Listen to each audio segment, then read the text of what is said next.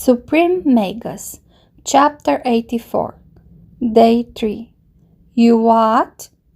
Lid kept using invigoration, overloading his body with mana.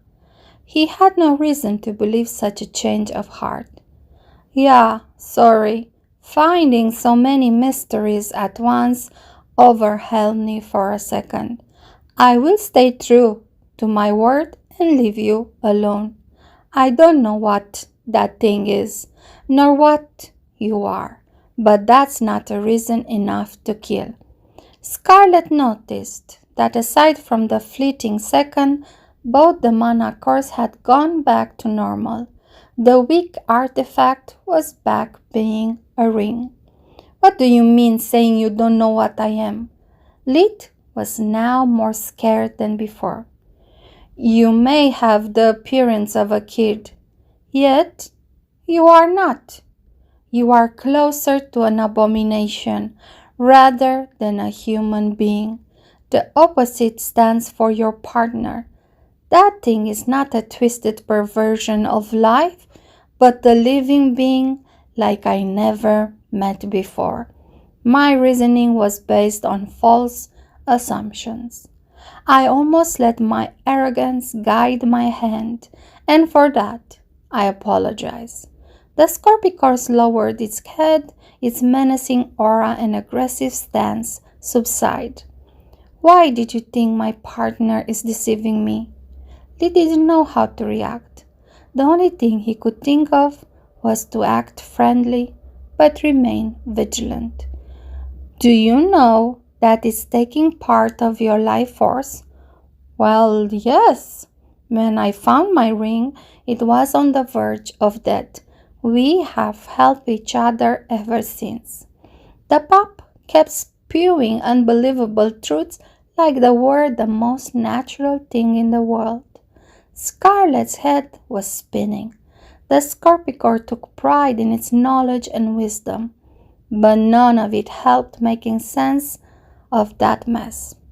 On the verge of a nervous breakdown, Scarlet decided to perform a last attempt.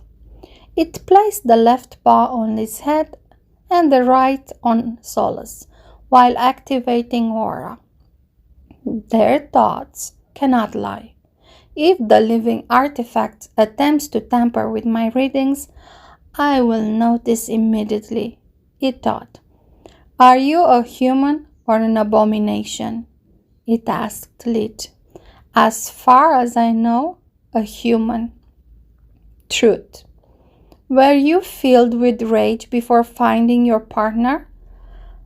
I think I was even worse before. Truth with sincerity on top. Do you have any ill will towards the human? This time, Scarlet asked Solus. No, I like him very much. That answer brought the Scorpicore to the peak of frustration. Everything I ever learned is a lie.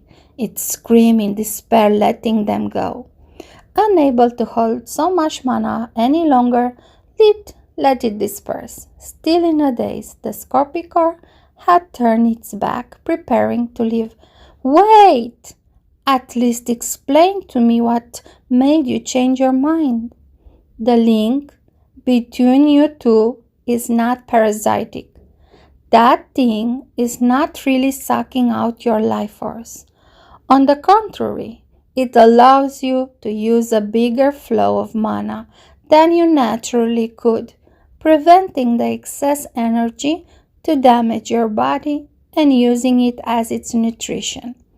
2 birds with 1 stone.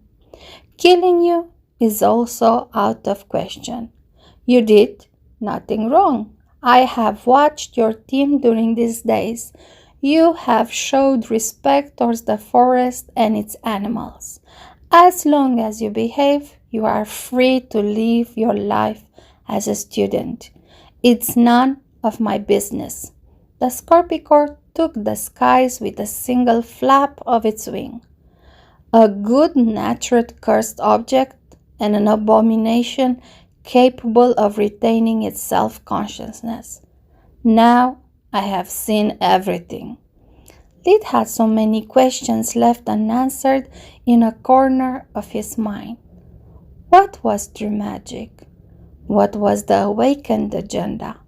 How to contact them? But the only thing he could think about was the joy of being still alive. He didn't want to meet the Scorpicore ever again, at least until he was strong enough to hold its grounds. Lid went back to the cave. His body was already starting to experience the after effects of the mana overload. Moving as silently as he could, he went into the cave bathroom, finally losing control of his bladder. The next day, he needed to use invigoration just to get back to his previous condition. Between the physical and psychological stress of the encounter with the Scorpicore, he had barely been able to catch some sleep. He was in a terrible shape, and so were his companions. Magic could heal all wounds, but there was only one way to recover their stamina without rest. The healer had to share his life force with darkness magic, but Lid was the most tired of them. While consuming breakfast, eating the herbs and fruits left from the previous day, Lid made its speech. Guys, why don't we just give up?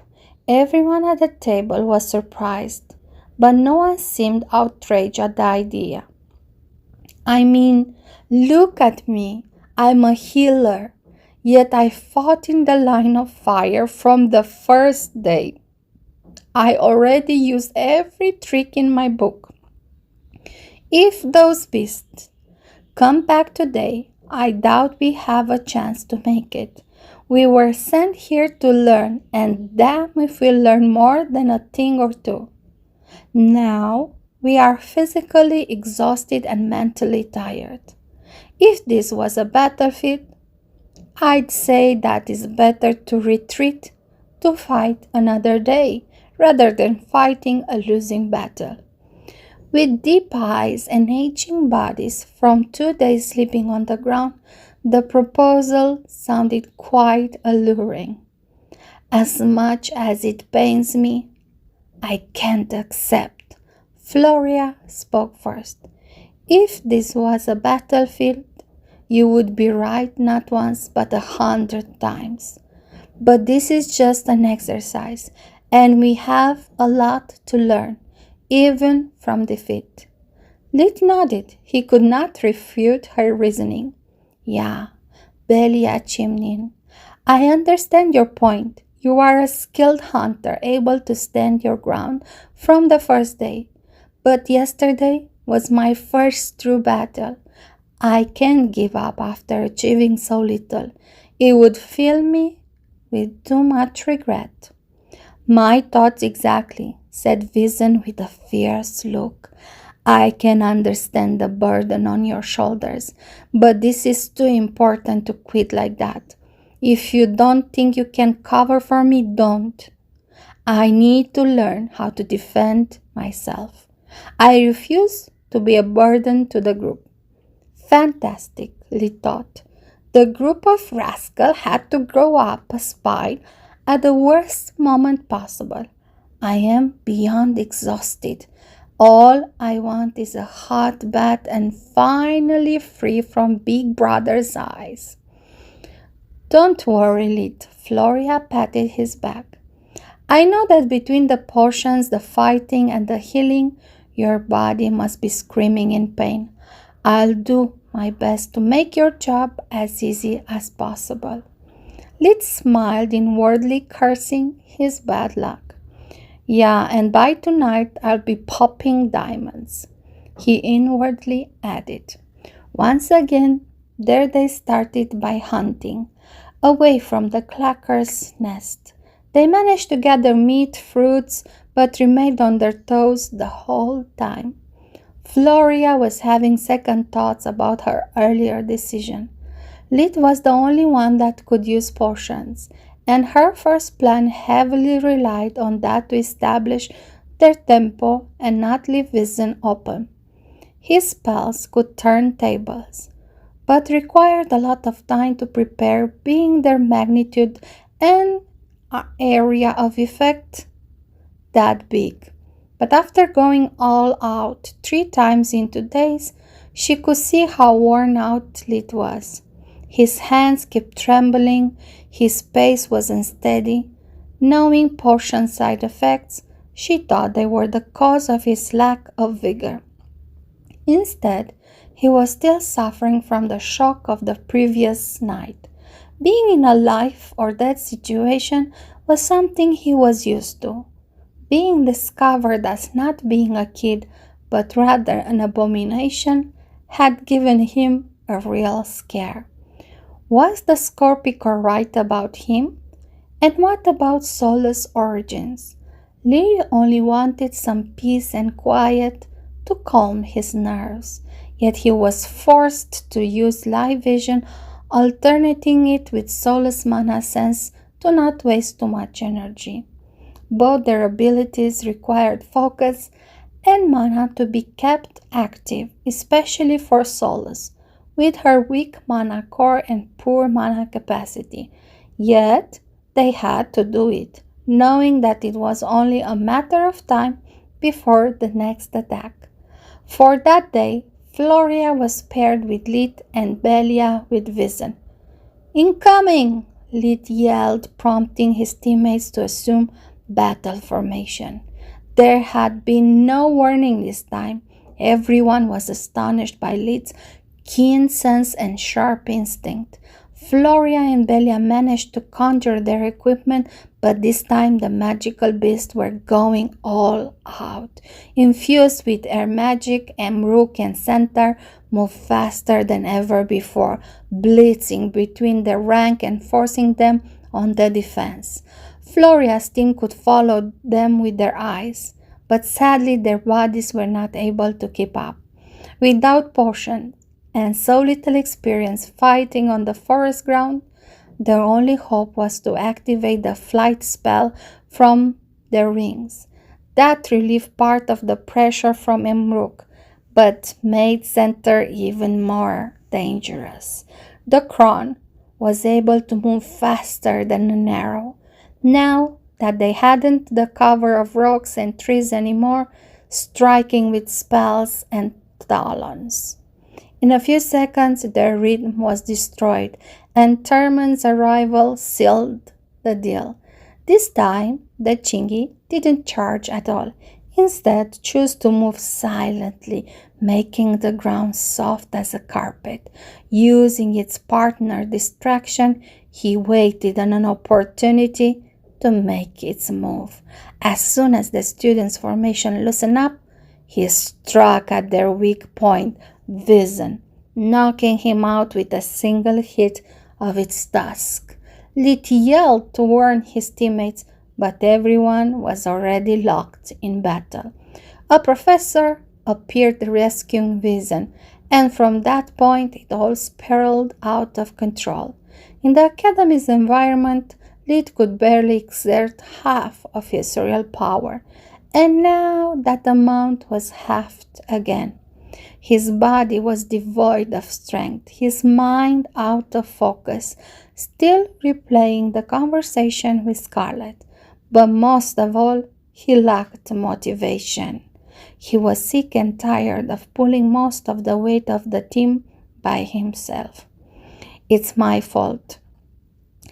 I made everything too easy for them for too long.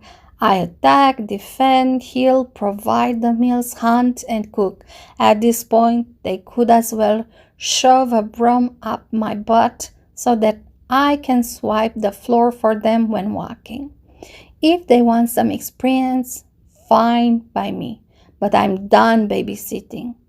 Lit was lost when a lightning left him temporarily stunned, allowing Centaur to strike his back. Termin and Emrook teamed up, taking apart Belia's armor like a tuna can.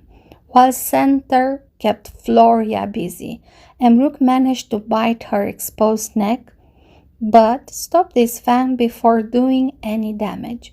After that, the three magical beasts disappeared as fast as they had come, The exercise was over. Being the last one standing, Floria was filled with regret and frustration. There were so many things that she had overlooked, too many mistakes she could have avoided with a more proper planning. She finally realized her arrogance, always relying on apparently infinite tricks to keep the group afloat whenever something outside her plans happened. She should have given it more thought and less wishful thinking. By putting so much burden on a single unit, any group was bound to crumble as soon as the key member was unable to keep up. When Professor Thurman appeared to take her back at the White Griffin, Floria was still looking back at those last 3 days in hindsight. They had made so many mistakes. Her plans were actually so full of holes that she couldn't believe they had managed to last for that long.